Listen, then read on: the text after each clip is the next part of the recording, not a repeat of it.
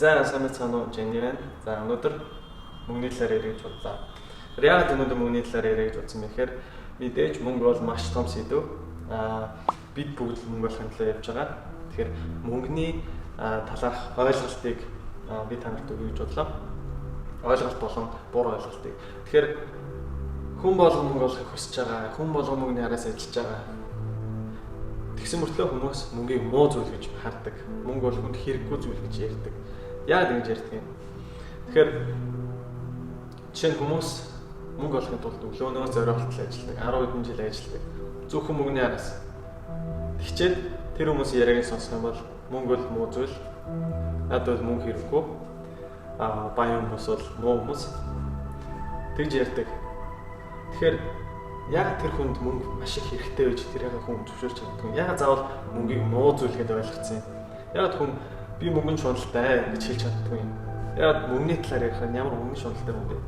Мөнгөний төлөө өглөө гэж ярьдаг юм. Мэдээж мөнгө бол хүний амьдралын хамгийн чухал зүйл бол биш. Хүний эрүүл мэнд байгаа, цаг зав байгаа, тэ гэр бүл байгаа, хайрын жил байгаа. Мэдээж тэд нар бол хамгийн чухал зүйлс. Гэхдээ тэд нар чухал байлаа гэдэг мөнгө бол муу зүйл гэсэн үг биш үү? Тэгэхээр өнөөдөр яагаад бид нарт тэгж боддог болсон бай талаар би ярих гэж бодлоо. Тэгэхээр яагаад энэ талаар ярих ёстой вэ гэхээр хүн мөнгийг хөндлөж ийж, хүн мөнгийг олохын тулд араас нь гүйж ийж, хүн би мөнгөний шуналтай гэж хэлэхээс ичхгүй байж ийж хүн мөнгө олдог. Тэгжээж хүн мөнгийг дууддаг. Хэрвээ та мөнгийг тоохгүй бол мөнгө тань хизээш тоохгүй. Тэгэхээр мөнгө бол муу зүйл, мөнгө хүнд хэрэггүй гэдэг энэ бодол хаанаас орж ирсэн байдлаар танд ярьж өгье.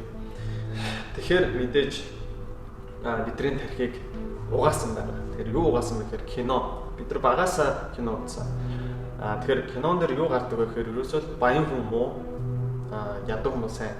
Баян хүн гэхэрэл амар муу хүн, амар буруу зүйл хийдэгтэй, ядуу хүн гэхэрэл агуу сайн залуу байгаад харуулсан. Тэгэхээр яагаад тийм киноны утга агуулгын тийм байдаг вэ гэхээр хүмүүсийн ихэнх хувь нь ядуу. Ихэнх 80% нь ядуу, 20% нь баян. Тэгэхээр зурагт үздэг, кино үздэг хүмүүс ихэнх нь ядуу хүмүүс кино үздэг. Тэгэхээр кино хийж байгаа хүмүүст юу хэрэгтэй гэхээр мэдээж ядуу хүмүүс таалагдах ёстой. Баян хүмүүсийг гоё гэж харуулдаг юм бол ядуу хүмүүс мэдээж дургуун хүн. Тэгэхээр бид нар багасаа тэр киног үзээд ядуу ах гоё юм байна. Мөнгөгүй ах гоё юм байна. Баян хүмүүс муу юм байна гэдээ ойлгоцсон.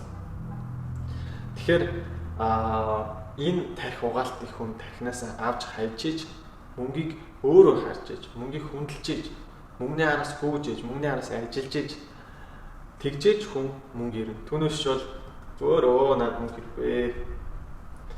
Би мөнгөөр яах юм, би мөнгөж сайн амьдрна гэд амьдрах юм бол та өдөр болгон нэг хэдэн төгрөгийн сая төгрөгийн цалинтай ч юм ингээл ажиллаад ялгаагүй л мөнгөний араас явна.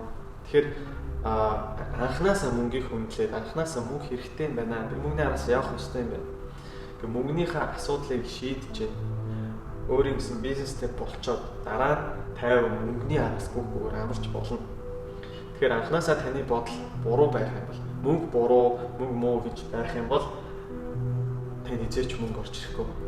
Тэгэхээр миний хэлэх гээд байгаа зүйл юу вэ гэхээр мөнгө бол таны аз жаргалгүй байдаг асуудлыг шийддэг тийм зэвсэг.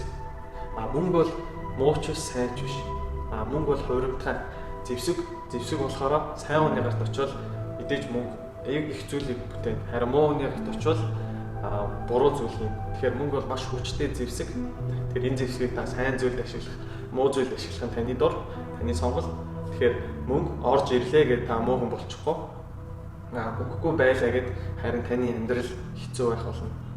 Тэгэхээр энэ зүйлийг ойлгоод энэ зүйлийг бусдаа түгээгээрэй. Тэгээд энэ хөө бичлэгийг үзсэнд баярлалаа. Тэгээд санал нийлжээ, лайк дараарай.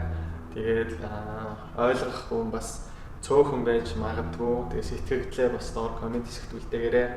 Тэгээд үзсэнд баярлалаа. Peace.